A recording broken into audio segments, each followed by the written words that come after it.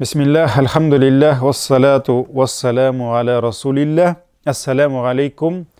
Aziz din kardeşlerim, biz sizin bilen rizıklarını kengaytu sirlerin öğrenini devam etemiz. Hem bugün bizning şolay bir neçe derske suzulacak sirimiz, yana bir sebebimiz, ol da bulsa tuğanlık jiplerin beylo.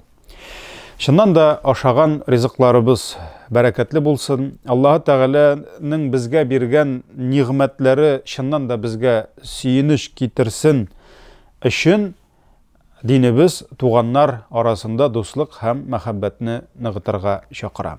Hem şundan da adam balasının öz tuğanı bilen birge yaşağı, tuğanlık jiplerin her vakit nıgıtıp duruğu, tuğanlarını barlap duruğu onun rizığının artığına hem turmuşunun uzunayığına zor bir sebep bulup dura. Hem buna delil İmam Bukhari hem Müslim hadisler jıyındığında kele Peygamberimiz sallallahu aleyhi ve sellem nerse degen arağızdan birigiz rizığı kiyin hem gımırı uzun bolunu tilese iki aybirini aytdı. Rizığı kiyin bolunu, gımırı uzun bolunu tilese tuğanlık jiplerin nıgıtsın dedi. Tuğan, yani bir anadan, bir atadan tuğan, şolay bitinde hem kimler alar tuğanlar? Tuğanlar alarının yaratılış urunları bir. Yani Allah Teala Kur'an-ı Kerim'de bir neçe urunda nerse min sizlerini analarınızın karınlarında yoktan bar kıldım dey. Demek, onun yasalış urunu enisinin karını bulgan. Hatta eni karını Allah Teala nerse deb ayta hadis kutsida min şuşu ananın karının yoktan bar ettim hem ana öz isimimden bir isimin berdim dey. Mine şoğa göre eni karını ol indi bizning aytkanda analık matkı deb aytamiz bit endi şolay bit xатын qizning şolay yok Allah'ның bir isimi hem şolay yok tuğanlık alar bütünüsü de bir tamirga koyta. Rahme, yani Allah'ın rahmeti. Ar-Rahman, Ar-Rahim. Allah'ın rahimli, şefkatli degen isimleri. Hatın kızının analığı Rahim deb atala. Hem şulay yok tuğanlık, ol şulay yok silatul arham, tuğanlarını birleştiru, tuğanlık jiplerini nıgıtı. Yani bütünüsünün de isimi bir tamirga koyta. Hem mine bu da şundan da Allah'ın hikmetidir. Niçin? Çünkü tuğanlık başlana. Yani karınından alar bir urunda yaralgan. Alarga ferişte bir urunda bir karınga jon alıp düşken. Demek aların turmuşları eni karında başlangan. Hem tevge rizıkların alar şunda tapkan. Eni karınından dünyaga çıkkandan soň tuğanlar türlüsü türlü jerde taralışsa da Allah Teala alarının rizıkların biz kurmitirgan, biz bilmitirgan nindidir jipler bilen, nindidir bağlar bilen beylep koygan.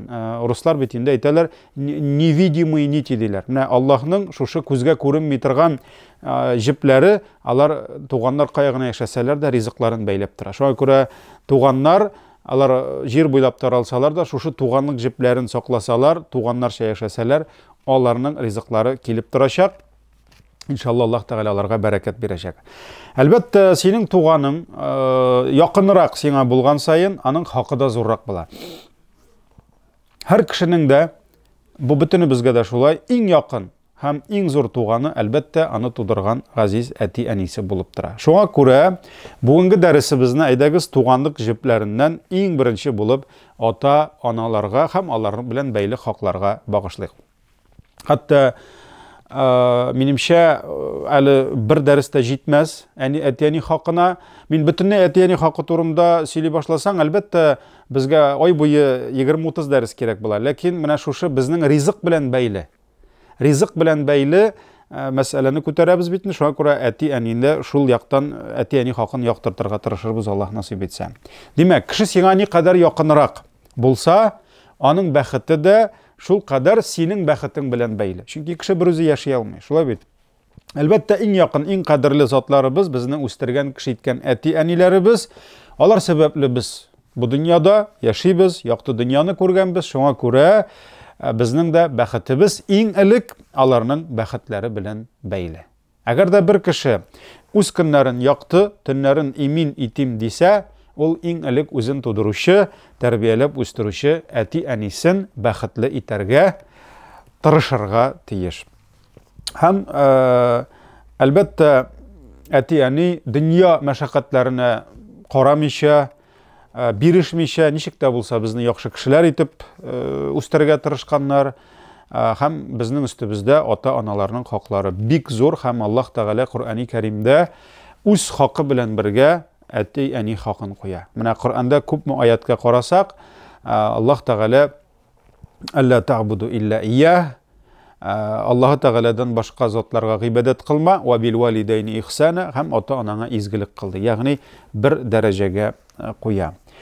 Һәм менә монда инде әйдәгез әнкәйләргә кайтыйк. Әниләргә кайтыйк, чөнки әнинең хакы әтинекеннән дә зуррак, һәм шуннан да менә газиз әнкәйләр безгә, без балаларына кайчак без рәхмәтле, кайчак рәхмәтсез, шулай бит гомер бирим дип, алар күпме иза чиккәннәр, һәм Аллаһ Тәгалә менә китабы Коръәндә ананың баласы белән булган шушы сызлануларын, шушы кичерешләрен Аллаһ Тәгалә берничә урында исебезгә төшерә. Уйлап карагыз, Коръәндә намаз укыгыз, гыйбадәт кылыгыз дигән әмерләр белән бергә Аллаһ Тәгалә менә әтиең, синең әниең сине тудырганда менә шундый авырлыклар кичерде, менә шундый хәсрәтләр аша үтте дип, Аллаһ Тәгалә безгә күз аллау өчен һәм әти-әни хакының зурлыгын аңлау өчен Аллаһ Тәгалә шуларны әйтә. Һәм шуларның берсе, икесе хәтта Луқман сүрәсе 14-нче аят, үзегез укып карый аласыз, һәм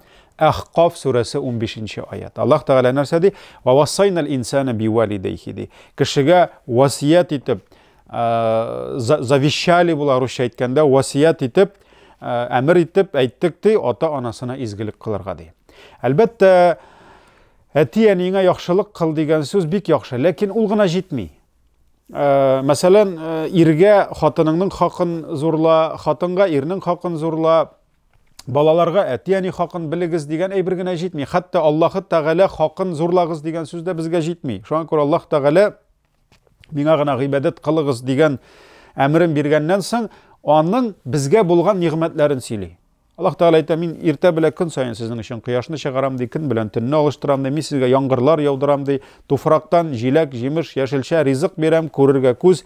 Менә шушы Аллаһ Тәгаләнең безгә булган әйтик хезмәтләрен, безгә булган сый-хөрмәтләрен өйрәнгән сайын безнең Аллаһны күбрәк яратасы һәм Аллаһка күбрәк гыйбадәт кыласы килә башлый. Менә монда дагы әти-әниеңне зурла дип кенә әйтү җитми. Хәтта безгә мәктәпләрдә дә әйтәләр, бакчаларда да әйтәләр, бәлки телевизордан да ачсаң ата-анаңны рәнҗет дип әйтмиләрдер, шулай бит. Безгә әйтәләр, ләкин безгә ул гына җитми. Шуңа күрә Аллаһ Тәгалә кешенең әйтик табигатын, психологиясын белеп, Аллаһ Тәгалә әти-әниеңә изгелек кыл дигәннән соң, әти-әнинең безгә булган хезмәтләрен сөйли. Һәм кеше аны аңламыйча әти-әни хакын аңлый да, зурлый да алмый. Шуңа күрә Аллаһ Тәгалә менә шушы Луқман сүрәсе 14-нче аят белән Ахқаф сүрәсе 15-нче аятларда ата-ананың баласына булган эш изгелеген искә ала. Һәм нәрсә ди? Хамалатху уммуху вахнан а'ла вахн ди. Анасы баласын авырлык өстенә авырлык белән үз карынында күтәрде ди.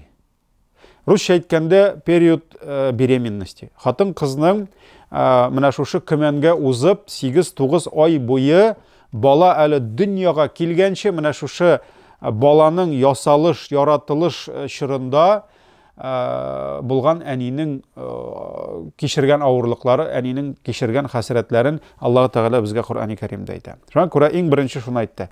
Ахқаф сүрәсендә Аллаһ Тәгалә әйтә: "Хамалатху уммуху курха", анасы баласын авырлык белән күтәрде ди, "Ва вадa'атху курха" ди. Авырлык белән дөньяга китерде ди. Ягъни авырлык белән тудырды ди. Шуңа күрә иң беренче ул ананың 9 ай буе, 8-9 ай буе баланы күтәреп йөрүе. Хәзер аның турында сөйләшәбез. Икенчесе дөньяга тудыруы. Өченчесе Аллаһ Тәгалә әйтә: "Ва фисалиху фи гамәйн" ди. Әле 2 ел күкрәк сөте белән имезде ди. "Анишкурли ва ли валидайка" ди. Миңа рәхмәтле булыгыз ди. Аллаһ Тәгаләгә шундый безгә әти-әни биргән өчен, әти-әниләргә күңелләренә безгә карата мәхәббәт, рәхим, шәфкать салган өчен һәм әти-әнигезгә, ягъни миңа рәхмәтле булыгыз һәм әти-әниеңә ди. иләйял масир, соңра миңа кайтачаксыз ди.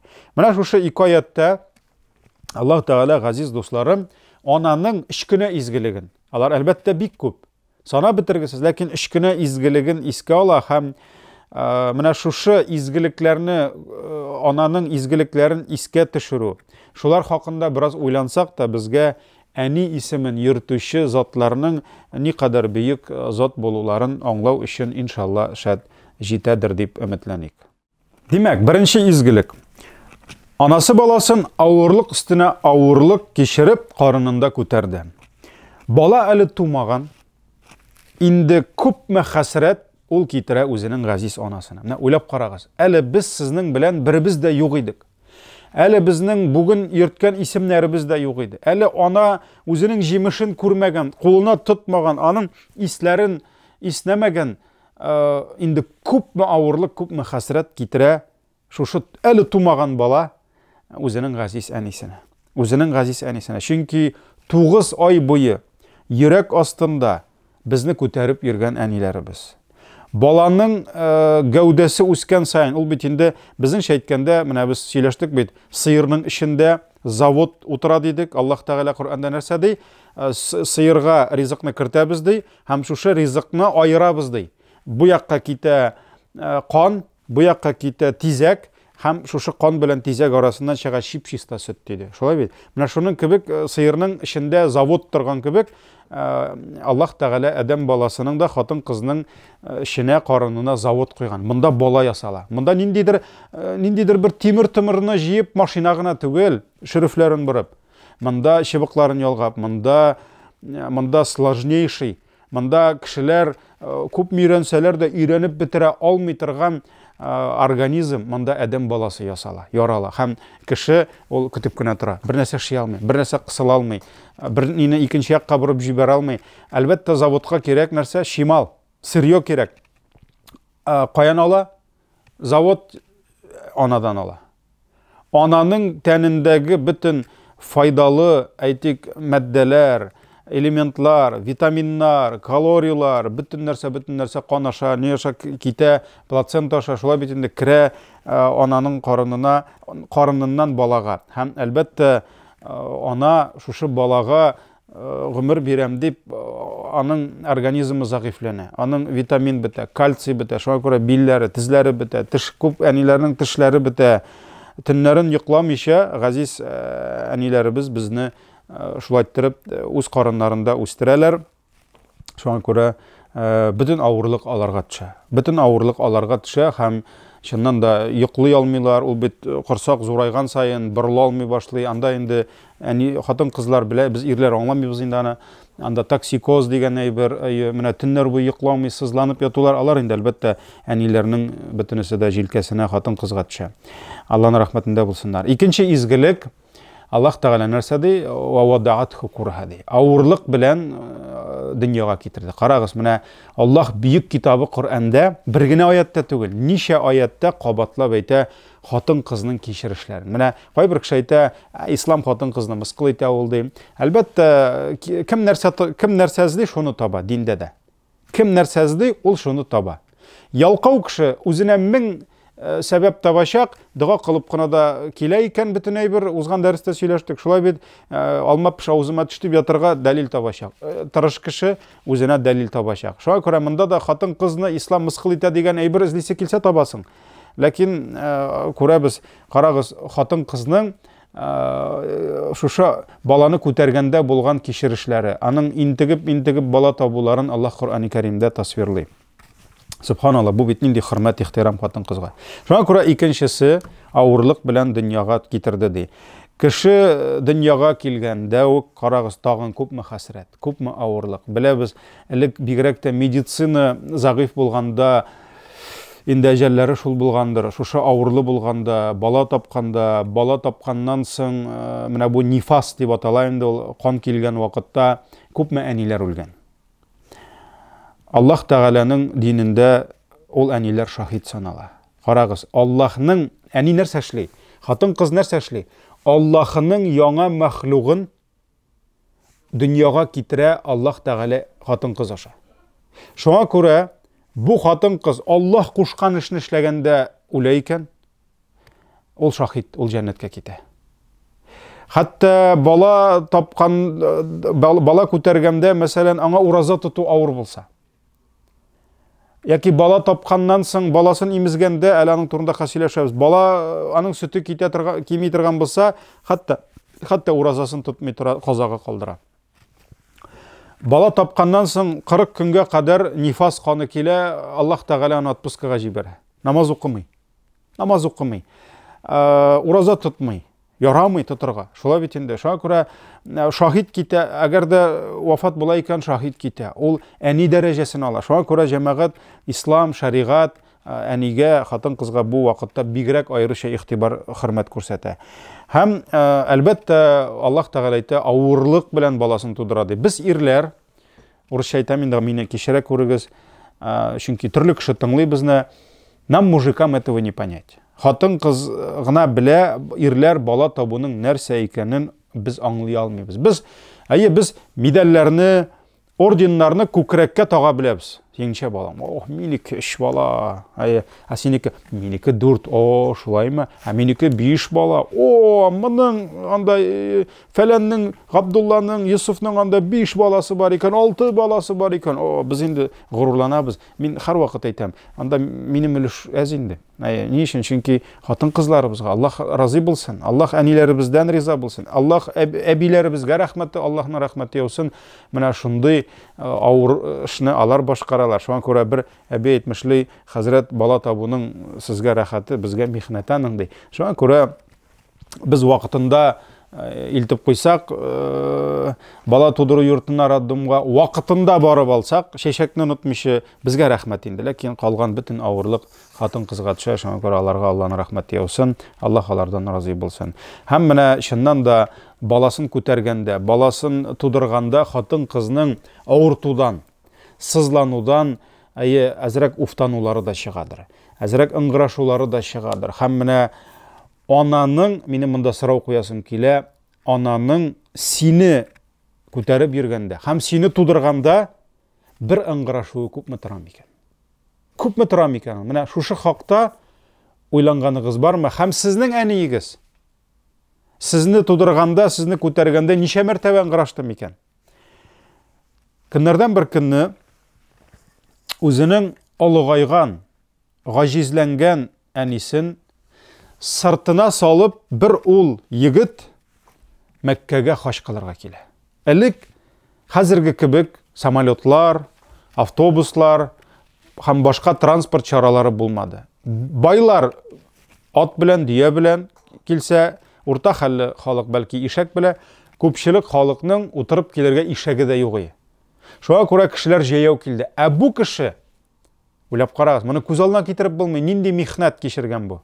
Күпме хәсрәт кичергән. Шул буйлап юллар юк, отельләр юк, гостиницалар юк. Анда оазислар, су эчә торган урыннар булмады. Бик күп кешеләр хәтта хаҗ юлында үлә торган була. Бу нишләгән? Әнисен аркасына бәйләп, менә шулай килгән хаҗга һәм Кәгъбәтулла тирәли таваф кылып йөри икән. Таваф кылып йөри. Хаҗ кылган кеше белә, самолеттан төшеп гостиницага килсәң дә, таваф кылу, сагый кылулар, аннары соң җәмәратлар, хаҗ кылу җиңел эш түгел. Бу әнисен сыртына салган. Хәзер ул ярар инвалидный коляскаларын да бирәләр, хәтта электромобильләрен дә бирәләр, таваф кылганда җиңелрәк. Кондиционерлар эшләп тора, мрамор буйлап йөрисең, хәзер элек андый нәрсә булмады. Шулай бит.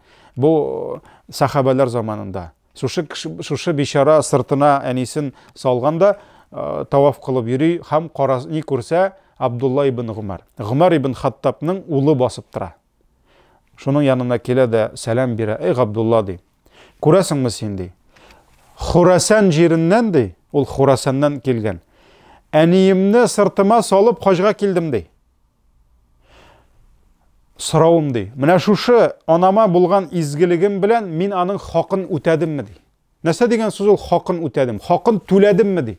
Ягъни менә ипи кибеттә тора 30 сум, 10 сум биреп кенә син аның хакын түләмисең.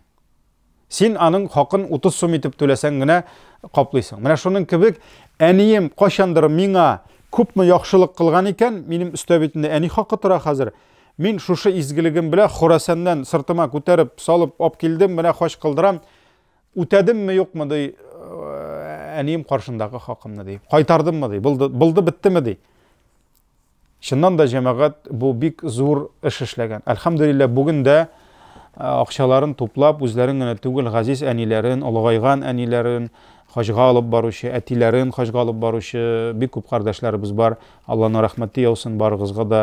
Әти әнинең менә шулай хәйр фатихасын алу, изге дугасын алу, изге рәхмәтен алу, ул бик зур эш. Үтәдемме ди. Карагыз, Абдулла ибн Гумар әйтә. Син ди, шушы изгелегең белән ди, аның, ягъни анаңның сине тудыргандагы бер ыңгырашуында түләмәдең ди. Бер ыңгырашуында түләмәдең ди. Һәм шуннан да җәмәгать бер ыңгырашу никадәр кыйммәт тора. Һәм без газиз әниләребезне әле тугач та, әле хәзер дә күпме борчыйбыз. Аларның төннәрен йокысыз, көндезләрен тынычлыксыз калдырабыз. Раббим безне кичерә күрсен. Шулай итеп, сабый бала дөньяга килә. Әлхәмдүлилләh, аның тәүге авазын ишеткәч тә, ана йөрәге бөтен хәсрәтләрен онытып, үзенең хыял өметләрен шушы балага бәйли, шулай бит инде. Һәм әлбәттә, бала туды да, аның хәсрәте биттеме юкмы? Юк. Әле хәсрәт башлана гына икән. Шуңа күрә кай вакыт элгәре заманда инде әйтәләр шулай, яшь әниләр бала 8-9 ай җиткәч, инде битен бераз кайгыра башлыйлар, качан туа инде бу дип башлыйлар. Хәтта әбиләр шулай әйтә торган булганнар, "Эй кызым, эштә булганда әле ул кычкырып еламый да, штанын да алыштырасы юк. Шуңа күрә сабыр ит әле, түз" дип, аларны шулай көлеп, шаяртып юата торган булганнар. Шуннан да бала туып, әнинең мәшәкате арта гына. Һәм менә шул җаваплы мәшәкатьләрнең, изге бурычларның берсе, Аллаһ Тәгалә әйтә, өченче изгелек күкрәк сөтен имезү. Өченче изгелеге ва фисалуху фи амайн ди, 2 ел соңра баласын имезү 2 елдыр ди. Менә Аллаһның хикмәте 8-9 ай буе бала ризыкны кайдан алды? Әнинең карыныннан алды. Һәм әнидән чыкканнан соң да, айырылганнан соң да Аллаһ ризыкларын айырмый. Икесенең ризыгы бер булды. Әни яшады, балага китте. Хәзер дә шулай. Агар Аллаһ теләсә, яңа туган балага бәлеш ташатырга булыр иде, картофель фри да бирергә булыр иде, ләкин юк. Юк, Аллаһ Тәгалә хикмәт иясе. Һәм ул баланың ризыгын әле әнидән айырмый. Карагыз, әнинең күкрәгенә сөт төшә, һәм әни күкрәге аша балага ризык килү дәвам итә. Ризык килү дәвам итә. Кызганыч. Бигрәк тә соңгы вакытларда күп кенә яшь әниләр төрле үзләренә сәбәпләр табып, төрле сылтанулар табып, балаларын имезүдән качалар. Янәсе, анда минем фигурам бозыла, анда хәзер бит инде молочный кухнялар, сөт кухнялары да эшләп тора. Менә кибеттә без смесь алабыз, с козьим молоком, анда кәҗә сөте белән. Мөхтәрәм җәмәгать, кәҗә сөте дә, сыер сөте дә, әллә дия сөт алып кайтсаң да, алар берсе дә ана сөтен алыштыра алмый. Ана сөтен алыштыра алмый. Чөнки ана сөте ул калория гына түгел. Ана сөте ул витамин гына түгел. Ана сөте белән ананың хисләре керә. Ананың күкрәгендә булган, йөрәгендә булган, җанында булган хисләре балага керә. Һәм кичләрен ул шушы баласын кочагына алып күкрәк сөте белән имезгәндә, алар дуслаша башлыйлар. Алар яңадан дуслашалар. Аларның араларында җир өстендә була торган иң зур мәхәббәт барлыкка килә. Баланың анасына, ананың баласына булган мәхәббәте. Чөнки анага бу мәхәббәт кирәк. Әле бу бала белән күпме хәсрәт кичерәсе бар. Күпме аның кай вакыт үпкәләтүләрен, рәнҗетүләрен кичерәсе бар. Шуңа күрә анага Аллаһ Тәгалә мәхәббәтне дә менә шушы баласын имезгәндә бирә. Шуңа күрә диндә хәерле булып тора, әгәр дә мөмкин булса, ана авырып китмәсә, башка сәбәпләр чыкмаса, 2 ел баланы мәхрүм итмәгез ана сөтеннән. Һәм акырынлап кына инде җир өстендә әйткәнебезчә була торган иң зур мәхәббәт ананың газиз баласына булган мәхәббәте барлыкка килә. Әлхәмдүлилләh, шушы мәхәббәт белән ул төннәр буе баласын кисезләнгәненә түзеп, сабыр итеп, аның алдын артын юып, күпме көчен, күпме әйтик тырышлыгын, күпме саулыгын, сәламәтлеген ул корбан итә шушы газиз баласына. Һәм менә монда тагын бая инде без Абдулла ибн Гумар белән булган бер кыссаны китергән идек. Хәзер Гумар ибн Хаттаб белән булган бер кысса, мөхтәрәм җәмәгать, бу кыссада да безгә бик зур гыйбрәт бар аңлаган кешегә. Бер вакыт Гумар ибн Хаттаб янына бер кеше килә. Әйтә: "Эй Гумар, ди, әнием бик картайды ди, алгайды ди, авырый башлады ди. Хәтта ди, мин аны кулыма күтәреп хаҗәт үтәргә йөртәм ди." Ягъни үз йомышын Бәдрәфкә барып әнисе үти алмый башлаган һәм әнисен күтәреп шулай алдын артын сөртеп, юып, ул шушылай эшли икән. Һәм нәрсә дигән? Мин ди әниемнең хакын үтимме ди. Булды, кайтардыммы хакымны ди. Әнием каршында бурычларым бетәме ди. Әлбәттә, олыгайган ата-ананы тәрбияләү җиңел түгел. Ул әти-әни хакы яшьләй җиңел ул.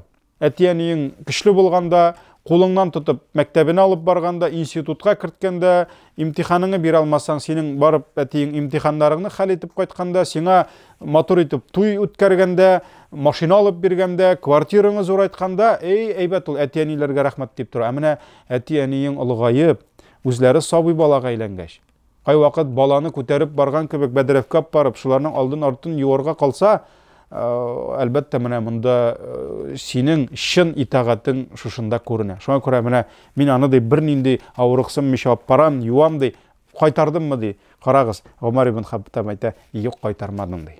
Юк ди. Ни өчен?